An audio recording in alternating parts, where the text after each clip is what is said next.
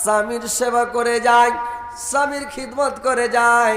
এবার একদিন হযরত আইয়ুব আলাইহিস সালাম তার বিবিকে ডাক দিয়া বলল, রে বিবি, সবাই তোমাকে ছেড়ে চলে গেল রে, যদি তোমার মনে হয় তুমিও আমাকে ছেড়ে চলে যেতে পারো। ওর মনটা বুঝা দেখছে কেমন স্ত্রী দেখে। বিবি রহমা বলল, স্বামী গো, আমি হচ্ছি আপনার স্ত্রী, আপনার অর্ধাঙ্গিনী, আমি হচ্ছি আপনার বিবি, আমি আপনাকে ছাড়া কোথাও যাব না। স্ত্রী জাতিকে আল্লাহ পাক আমাদেরকে তৈরি করেছেন পুরুষ জাতির সেবা করার জন্য, খিদমত করার জন্য, দাবিদারি করার জন্য। আল্লাহ আমাদের আপনার সঙ্গে জোড়া মিলিয়েছে। দুঃখের সাথীও আমি, সুখের সাথীও আমি। যখন আপনি ভালো ছিলেন, সুস্থ ছিলেন, আপনার সুখের বন্ধু ছিলাম আমি। আজকে আপনি অসুস্থ হয়ে গেছেন, আপনাকে ছেড়ে আমি কেমন করে যাব বলেন তো? আপনাকে ছেড়ে আমি যাব না, আপনার সাথে আমি থাকব। এখনকার স্ত্রী খালি একজনের বিছানায় পড়ে দেখেন, খালি 2-4-8 দিন পড়ে থাকেন, আর শরীরে যখন শুকিয়ে যাবে, কঙ্কল হয়ে যাবে, ওর স্ত্রীটা যদি সামনেও না বলে, ঝ্যানম্যান করবে, দাঁত ঝাড়া দিবে, কিন্তু অন্য মেয়ে ছেলের সামনে গল্প করবে, আরে বাবু, একে বিয়ে করে জীবনে সুখ পেল না, একে বিয়ে করে শান্তি পেল না। আরে 2-4-8 দিন বিছানে পড়েছে, তার আগে তো মাফি না বলছিল নাকি? কিন্তু এখন নরম হয়ে গেছে, আল্লাহ ব্যারাম দিয়েছে, 10টা দিন বিছানে পড়েছে, তো বলছে একে বিয়ে করে সুখ শান্তি পেল না, জাত মেরে দিবে, দরকার হলে উড়ে যাবে, বাপের বাড়ি চলে যাবে, তোমাকে তোমার বাড়িতে থেকে লাভ হবে না। ডাক্তার যদি বলে এখানে ভালো হবে না, একে সুগার হয়ে গেছে, ডায়াবেটিস, এই বলছে তোর গুষ্টিকে বেশি উড়ে আলো। এখনকার স্ত্রী পালিয়ে যাবে কিনা ভাই? উড়ে যাবে। কিন্তু দেখেন বিবি রহিমা কত গুণবতী, কত জ্ঞানের মেয়ে, স্বামীকে ছেড়ে এক পা হিলল না, স্বামীর সেবা করার জন্য থেকে গেল। এবারে তার সেবা করতে লাগলো। গ্রামের লোকেরা এসে, এলাকার লোকেরা এসে মানে তাকে ধমক দেয়, খেগড় মারে। বিবি রহিমাকে বলে, রহিমা, তোমার স্বামীকে নিয়ে তুমি এলাকা ছেড়ে দাও, গ্রাম ছেড়ে দাও, অন্য কোনো জায়গা চলে যাও, আমরা তার দুর্গন্ধ থাকতে পারি না। যদি তুমি গ্রাম ছেড়ে না যাও, তোমার চোখের সামনে তোমার স্বামীর পিছনে কুকুর হুলিয়ে দিব, তোমার স্বামীকে কুকুরের খোরাক বানিয়ে খিলাব, না তো তোমার স্বামীকে নিয়ে তুমি চলে যাও।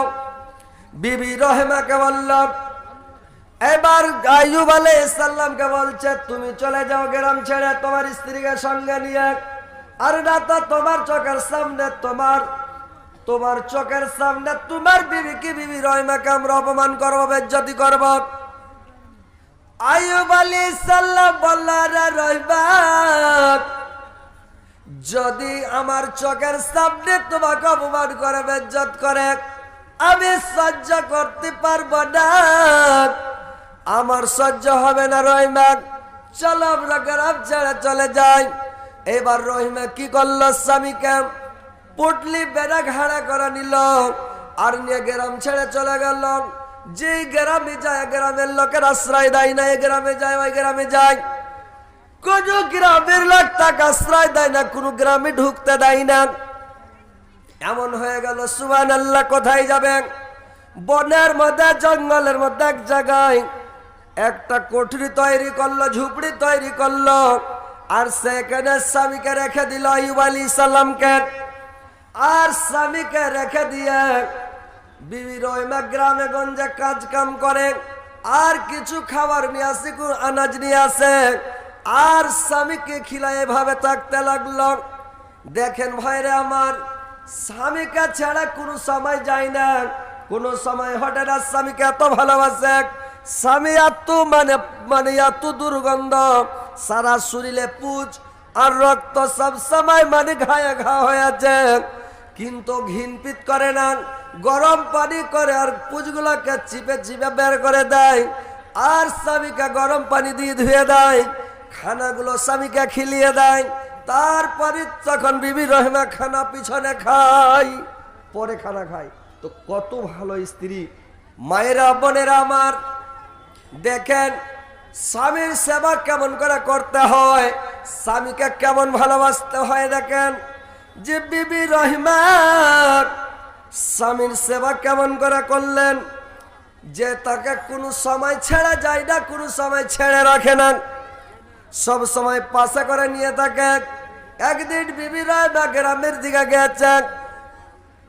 একটা তাফসীরের মধ্যে পাওয়া যায়, তাফসীর ইবনে কাসিরের মধ্যে পাওয়া যায়, একটা লোক এসে দুইটা লোক ওর কাছে আসতো কর স্বামী। আবার বলা যে লোক দুটা আমার প্রিয় বন্ধু। কোন লোক পৃথিবীর কোন মানুষ ওর কাছে আসতো না, কিন্তু ওর বন্ধু দুইটা ওর কাছে মাঝে মধ্যে দেখা করতে আসতাম। একদিন এসে তার সামনে গল্প করছে, লোক দুটা বলা বলি করছে। কি বলা বলি করছে? যে আইয়ুব আলাইহিস সালাম জীবনে এত পাপ করেছে, এত অন্যায় করেছে, ইয়ার পাপ মনে হয় জীবনে ক্ষমা হবে না। আর একজন বলছে এই পাপটা হদের বাহির করেছে, সীমার বাহির করেছে, একে ক্ষমা করা হবে না, আল্লাহ ক্ষমা করবে না। কথাটা শুনে তার মনে দুঃখ হয়ে গেল। হযরত আইয়ুব আলাইহিস সালাম আল্লাহর দরবারে দোয়া করতে লাগলেন। আর একটা তাফসীরের মধ্যে পাওয়া যায় যে যখন হযরত আইয়ুব আলাইহিস সালামের সারা শরীরকে খেয়ে খেয়ে সারা শরীরকে ঝান্ডা করে দিয়েছিল, যখন খেতে খেতে তার জিভাটাতে কামড় দিল পোকাগুলো, হযরত আইয়ুব আলাইহিস সালাম আল্লাহকে ডাক দিয়ে বললেন, আল্লাহ এত অসুখ দিয়েছ, এত বড় বেমারি আমাকে দিয়েছ, অথচ আমি কোনো দুঃখ করি নাই। আরে এতদিন থেকে আমি 18 বছর থেকে কষ্ট ভোগ করছি, তবে আমার কোনো দুঃখ নাই আল্লাহ। কিন্তু পোকাতে যদি আমার জিভাটা খেয়ে দেয় আল্লাহ, তো আমি কেমন করে তোমাকে ডাকবো, আর তোমার তাসবিহ জিকির কেমন করে করবো আল্লাহ বলেন তো। আল্লাহ তখন আল্লাহর দরবারে দোয়া করতে লাগলাম। وأيوب إذ نادى ربه أني مسني الضر وأنت أرحم الراحمين। স্মরণ করুন আমার আয়াতের কথা। যখন তার পালনকর্তাকে আহ্বান করে বলল, আল্লাহ আমি দুঃখে কষ্টে পতিত হয়েছি, আর তুমি দয়াবান্দার বান্দা সর্বশ্রেষ্ঠ দয়ালু। আল্লাহ বললেন আমি তার আইয়ুবের কথা আমি দোয়া কবুল করে নিলাম। আইয়ুব আলাইহিস সালামকে বললেন,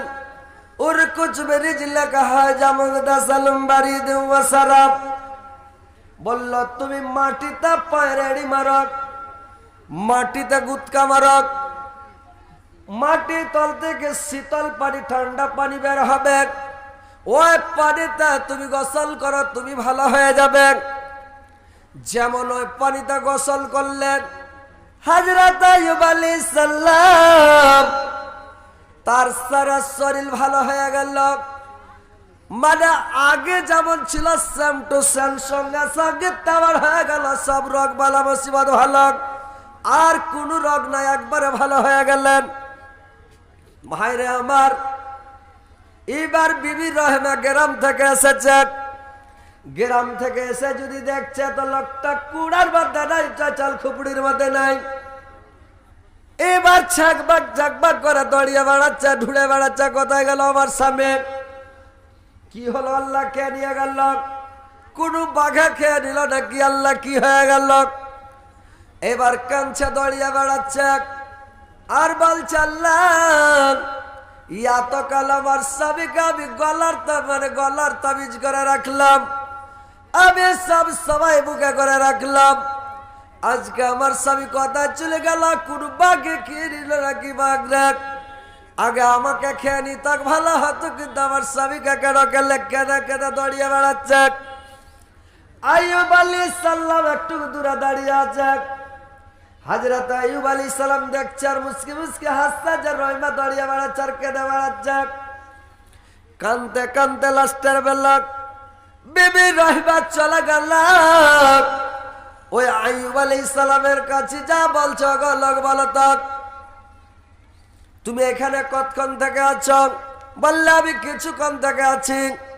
বললে এই ঝুপড়ির মধ্যে, এই খপড়ার মধ্যে একটা লোক ছিল, বেমারি লোক, দুর্বল লোক, অচল লোক, অসহায় লোক। ওই লোকটাকে কি তুমি দেখেছ? বলে লোকটা দেখতে কেমন ছিল? বিবি রাহবা বললেন, আমার স্বামী যখন ভালো ছিল, সুস্থ ছিল, ঠিক দেখতে আপনার মতো ছিল, সেম টু সেম, কিছু মিল আছে আপনার সঙ্গে, মিলে যাচ্ছে, মানে আপনার মতোই ছিল আমার স্বামী। আইয়ুব আলাইহিস সালাম বললেন, আমার দিকে ভালো করে একটু দেখো তো। দেখছে বিবি রাহবা যে ঠিক এটা তো আইয়ুব। দড়িয়া গিয়া জড়িয়া ধরে রেখেছে স্বামী গো। আইয়ুব আলাইহিস সালাম তার স্ত্রীকে জড়িয়া ধরেছে। রে রহিমা, রহিমা কাঁদতে কাঁদতে বলল, স্বামী তুমি কেমন করে এরকম হয়ে গেলে? কি ব্যাপার, কেমন করে ভালো হলে স্বামী গো? বললেন, আরে রহিমা, আল্লাহ পাক আমাকে ভালো করে দিয়েছেন। আমি আল্লাহর কাছে দোয়া করেছিলাম, আল্লাহ আমাকে ভালো করেছেন, আল্লাহর দয়াতে আমি ভালো হয়ে গেছি। কোনো বিপদে যদি ভাই পড়েন, কোনো মুসিবতে যদি পড়েন, দোয়া করবেন, বুঝতে পারছেন? আল্লাহ দোয়া কবুল করার লেগে বসে আছে নাকি? আমরা হলাম বান্দা, আমরা করব পাপ আর আল্লাহ করবে মাপ। আমাদের স্বভাব হলো, কাজ হলো পাপ করা। কুল্লবানি আদামা খাত্তাউন, আমাদের স্বভাব, বৈশিষ্ট্য, চরিত্র হলো পাপ করা। আমরা পাপ থেকে বাঁচতে পারবো না, বুঝতে পারলেন? আমাদের স্বভাব হলো পাপ করা, আর আল্লাহর কাজ হলো মাপ করা। আল্লাহ মাপ করার জন্য ভাই বসে আছে, তো মাপ করবে, তো দোয়া করবেন। তো যদি দোয়া করেন আল্লাহ ক্ষমা করবে। তো একটু বেমারি যখন হলো, আল্লাহর কাছে দোয়া করেন, আল্লাহ বেমারি দিও না আল্লাহ, বা অসুখ দিও না আল্লাহ। দোয়া করেন তো আল্লাহ কবুল করবে। আর দোয়া না করছেন, পড়ে আছেন, ডাক্তার দেখেছেন, কই ভালো লাগছে, হোক না ভালো, হরম মেদ নাই, এর মুখের মাই ঠাই, তো মনে হয় আমি বাঁচব না। তখন ওর স্ত্রীটা পাঞ্জরে মুখ লাড়ছে, গাল লাড়ছে, হাত লাড়ছে, ঠোঁট লাড়ছে, আর কইছে, হাজি তুমি যদি মরে যাও আমি কি করে খাবো জি, মুখের বাপ। ওই একজনের বেটা মরে যেত, বেটার লেগে কাঞ্চা, হারে বেটা তুই যদি মরে যাস আমি কি করে খাবো? তো মাকে তুই ক্ষীর রেনে খাইস। ওর মা কইছে খাবা, তো বুঝতে পারেনি, তখন ছাকবা করে দেখছে, ওনাকে আফসুস করে কাঞ্চা, হারে বেটা তুই মরে গেলে আমি কি করে খাবো? তোকে সান্ত্বনা দিতে হতো মাকে, দেখ যদি মরে যায় তোকে আল্লাহ খিলাইবে, বা আরও তো ভাই বোন আছে, তুই হার লেগে দোয়া করিস মা, যাতে আমি ভালো হয়ে যাই, বা আল্লাহকে ভালো করুক, দোয়া কর। আর যদি মরেই যায় মা, তা আর ভাই বোন আছে, ওরা গেলে সাবুর করবে, ওরা গেলে থাকবে, ওরাই খিলেবে নাকি? তো এই কথা খ্যাপা বুঝতে পারেনি। ও আর খেল যে, হারে বেটা তুই যদি, তুই হার বড় বেটা, তুই যদি মরে যাস তা আমি কি করে খাবো? এ বেটা রে, মাকে তুই ক্ষীর রেনে খাইস। তোর মা কানা বন্ধ করে দিল, করে বসে আছে। তো ওইরকম ওই মায়া লোকটা ওর পুরুষের মুখ লাড়ছে আর গাল লাড়ছে, আর কয়েছে, হাজি তুমি যদি মরে যাও যে মুখের বাপ, তা আমি কি করে খাবো যে? তখন লোকটা তো ডাক্তার কয়ে দিয়েছে বাঁচবে না, অচল হয়ে গেছে। ই তখন কইছে, তুই বেড়ি বেনা খাস?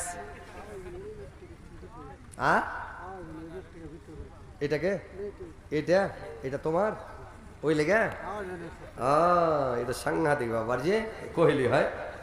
এইওয়ালা ফের আসবে, কবে হাতটা একটু ছেড়ে দাও। এবার কইছে, তুই বেড়ি বেনা খাস? কইছে, ওগুলা করে খাইতে পারবো না যে অম্মকের বাপ। তাহলে তুই ক্যাথা সিলিয়া খাস? কইছে, ওগুলা করে খাইতে পারবো না যে অম্মকের বাপ। বলে, তুই লোকের পাট ছড়িয়া খাস? কইছে, ওগুলা করে খেতে পারবো না যে অম্মকের বাপ। বেমারি লোক বিছানে পড়ে আছে, যেটা পিলপিলা হয়ে গেছে, আর মন খারাপ হয়ে গেছে, তুই একটা সুন্দর ছোড়া দেখে বিয়ে করে নিস রে অম্মকের মা। তখন স্ত্রীটা খুশি হয়ে কইছে, এতক্ষণে ভালো কথাটা কহিলে যে অমুকের বাপ, এতক্ষণে মন ভরা কথাটা কহিলে যে অমুকের বাপ। শুনা মনটা শান্তি হয়ে গেল যে অমুকের বাপ। খুব কইছে সুবহানাল্লাহ, বিয়ে করে লালিয়ে ছিল নাকি রে? আমি এখানে মরিনি, তাতেও মানে খুশি তো ওইরকম। তো কথা হচ্ছে ভাই যে মানে স্ত্রী রহিমার মতন স্ত্রী হতে হবে। মা বোনেরা তোমরা যারা আছো, স্বামীকে দেখো বিবির রহিমার মতন, আর আপনারাকে দেখতে হবে একেবারে ভালোবাসতে হবে, ভালোবাসা দিতে হবে। এবার দেখেন ভাই মায়েরা আমার, স্বামীকে কেমন ভালোবাসতে হবে, কেমন করে স্বামীর সেবা করতে হবে, তাবেদারি করতে হবে। একদিন আল্লাহর নবীর বিবি, আল্লাহর নবী জানাবে মুহাম্মদ রাসূলুল্লাহ সাল্লাল্লাহু আলাইহি সাল্লাম তার স্ত্রীদেরকে কত ভালোবাসতেন ভাই, আর তার স্ত্রীরা আল্লাহর নবীকে কত ভালোবাসতেন। আল্লাহর নবী যখন দেখতেন তার বিবিরা, আল্লাহর নবীর স্ত্রীরা যখন ভাত রান্না করতে লাগতেন, আল্লাহর নবী যা করতেন কি জাল ঠেলতে লাগতেন। আল্লাহর নবীর বিবিরা যখন জাল ঠেলতেন, আমার হুজুর যা করতেন কি তরকারি কাটতে লাগতেন। দেখতেন কোন স্ত্রী কোনদিন আল্লাহর নবীর বিবিরা তরকারি কাটছেন, আল্লাহর নবী তখন লকড়ি এনে দিতেন। দেখছে কোন স্ত্রী লকড়ি এনে দিলেন, কোনদিন আল্লাহর নবী পানি এনে দিয়ে দিতেন। মানে স্ত্রীরাকে হেল্প করতেন, স্ত্রীরাকে ভালোবাসতেন, আর স্ত্রীরাকে ভালোবাসা দেখাতেন, ভালোবাসা দিতেন। আর স্ত্রীকে কত ভালোবাসতেন, স্ত্রীর সঙ্গে মজা করেন, ঠাট্টা করেন, ঘুরেন ফিরেন বেড়ান, স্ত্রীকে ভালোবাসেন। আল্লাহর নবীর বিবি ছিল খাদিজা, সুবহানাল্লাহ।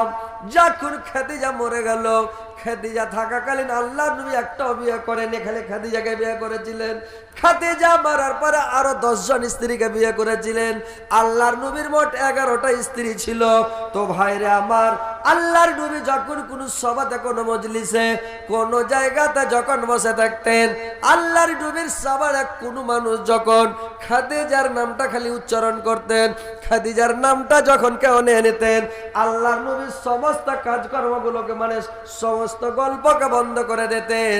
আর সমস্ত গল্পকে বন্ধ করে দে আল্লাহর নবী সব গল্প বন্ধ করে দিয়া খাদিজার গুণ বর্ণনা করতে লাগলেন, খাদিজার গল্প করতে লাগতেন রে ভাই। এ মায়েরা বোনেরা ভালো করে শোনেন, খাদিজার গল্প করতে লাগতেন, খাদিজার গুণ বর্ণনা করতে লাগতেন। আমার খাদিজা এমন, খাদিজা আমার, খাদিজা এরকম ছিল, এরকম ছিল, এরকম আমার খাদিজা। আল্লাহর নবী খাদিজার গুণ বর্ণনা করতে লাগতেন। একদিন দেখতে দেখতে আল্লাহর নবীর বিবি আয়েশা রেগে গেলেন, আল্লাহর নবীকে বললেন, স্বামী গো, আপনার সামনে এত সুন্দরী যুবতী স্ত্রী আছে, আর আপনি একটা যুবতী স্ত্রীর গুণ বর্ণনা না করে, আপনার বয়স যখন ছিল 25 বছর, খাদিজার বয়স ছিল 40 বছর, আপনি একটা বুড়ি জাইফি বুড়িকে আপনি বিয়ে করেছিলেন। আর জাইফি বুড়িকে বিয়ে করে আপনি জাইফি বুড়িটাকে বিয়ে করেছিলেন, আর সব সময় খালি জাইফি বুড়ির গুণ বর্ণনা করছেন, খালি খাদিজার নাম নিচ্ছেন, খাদিজার গুণ বর্ণনা করছেন।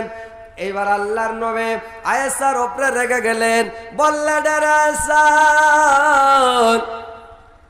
আবার খাদিজা ছিল আবার দুঃখের সাথীরা খাদিজা, আমার খাদিজা ছিল আমার দুঃখের সাথী, আমার সুখের বন্ধু, দুঃখের বন্ধু।